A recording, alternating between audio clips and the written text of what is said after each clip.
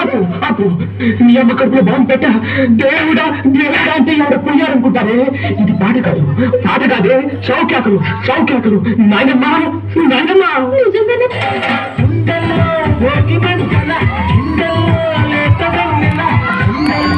ఏటి పరుగున చూపుతున్న లయలో బొమ్మల్లో సంధి వెలుగున బొమ్మల్లో కొత్త చిగురున అప్పుల్లో వెండి మెరుపున ఆమెకెన్ని హయలో అలా నడిచి వస్తుంటే పువ్వుల వనం శిలైపోని మనిషుంటే మనిషే అనం. ఎక్కడి నుంచి వస్తున్నారు సార్?